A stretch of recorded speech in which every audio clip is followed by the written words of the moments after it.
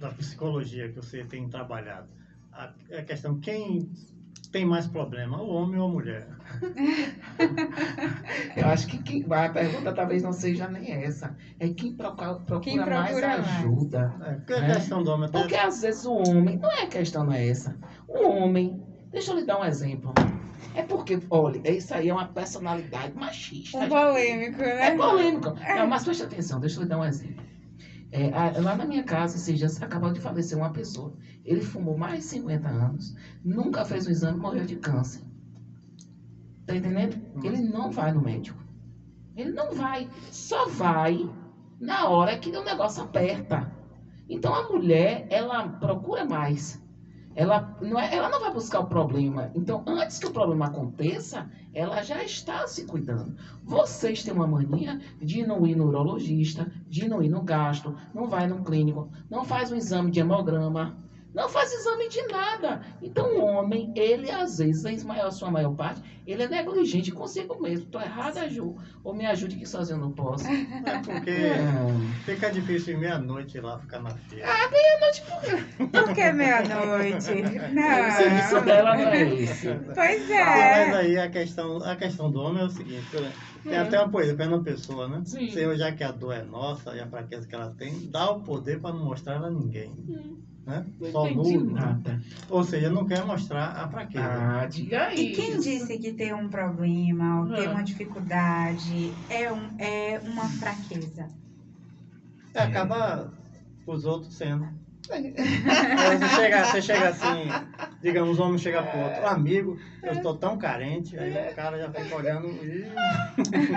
Mas é como o Ju falou, né? Essa questão da sociedade machista e assim, algumas construções que a gente foi tendo ao longo do tempo, né? Alguns princípios e valores que justamente condicionou as pessoas irem para esse lugar de que você chorar, como tem o ditado, né? Homem não chora, né? Por quê? Porque é sinal de fraqueza, é sinal de que ele é menos viril por isso, né? E a gente precisa sair desse lugar, porque isso não é sinal de você chorar, você não saber lidar com uma situação, você tá enfrentando um desafio.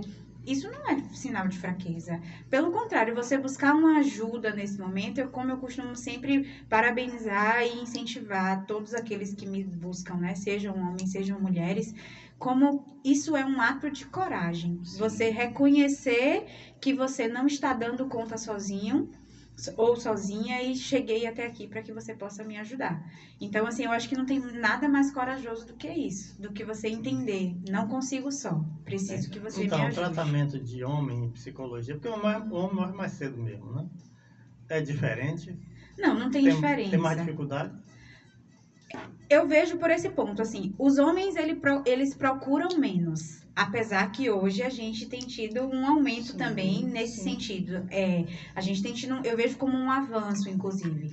Hoje, por exemplo, eu tenho um número significativo de pacientes homens, mas a busca maior ainda é por mulheres. Né? Então, assim, mas o tratamento, ele não é diferente de um para o outro, né? A diferença vai ser de acordo com a demanda, porque a gente também vai tratar de uma forma individualizada. Ainda que você, por exemplo, né, apresente um transtorno de ansiedade, por exemplo, ou mesmo que não seja um transtorno, mas esteja apresentando características de ansiedade que você acha que precisam ser trabalhadas, e venha um outro homem com essa mesma demanda, com essa mesma queixa, a gente vai tratar de forma diferente, porque a sua história de vida ela é única.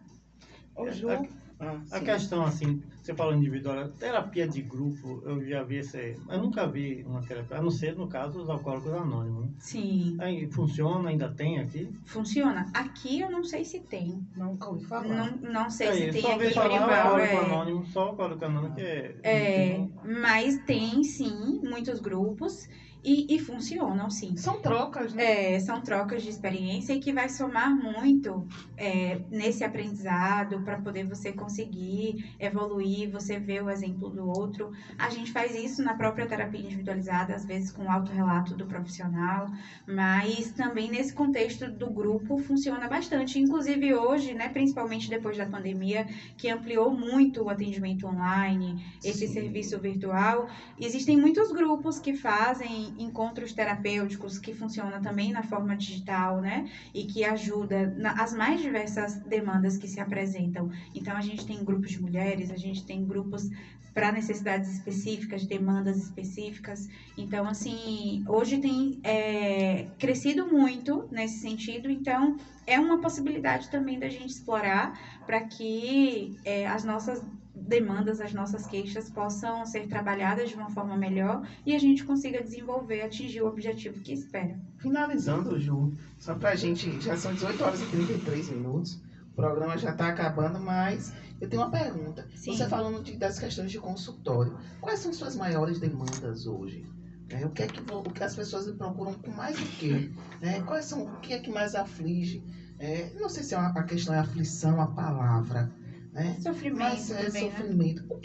O que é que as pessoas estão mais lá presentes nos consultórios, no seu específico? Né?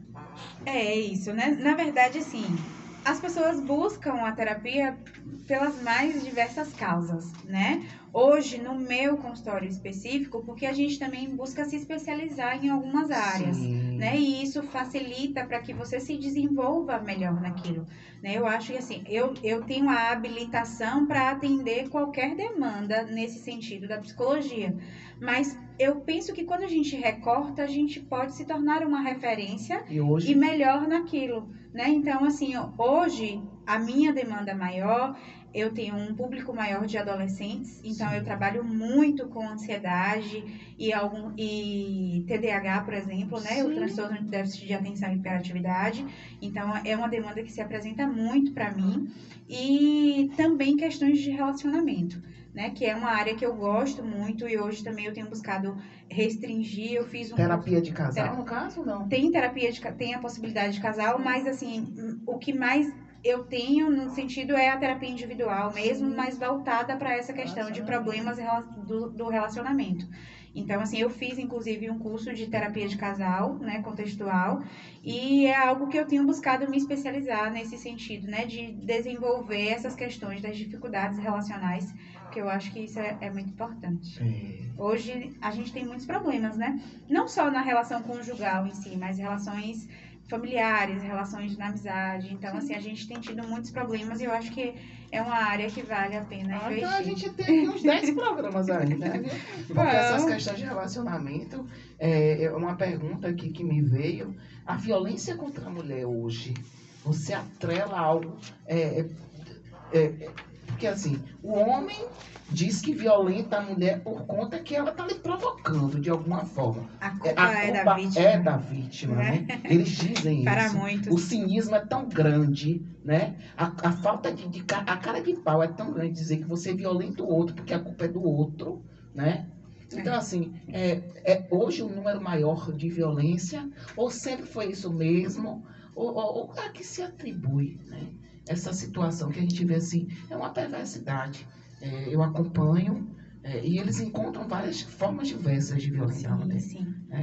Então me conta, fala um pouquinho disso daí pra gente. Enquanto tem tempo ainda, a gente ajuda, acho isso muito importante para os nossos ouvintes. Sabe? Esse é um ponto bem crítico, né? Eu tive de parar aqui porque eu precisava resolver uma coisa urgente com o médico. Inclusive, na nossa cidade tem crescido muito, né? A gente ouve relatos nesse sentido, né? Do tanto de queixas que se apresentam, né? À delegacia, ao complexo, por conta dessa questão de violência, de feminicídios, né? De violência contra a mulher.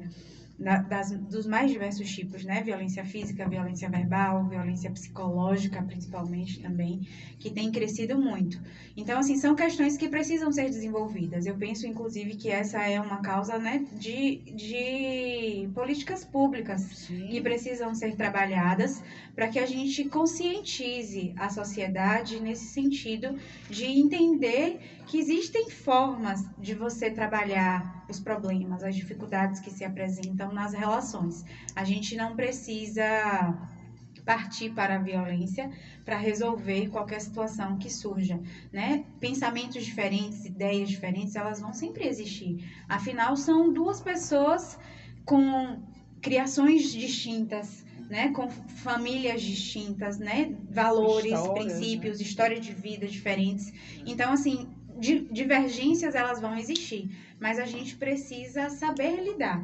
A gente entende que existem muitos contextos que, por exemplo, a pessoa cresceu numa família onde ela cresceu vivendo, né, vivenciando aquilo. Então, muitas vezes ela não sabe se comportar de uma forma diferente, sai reproduzindo.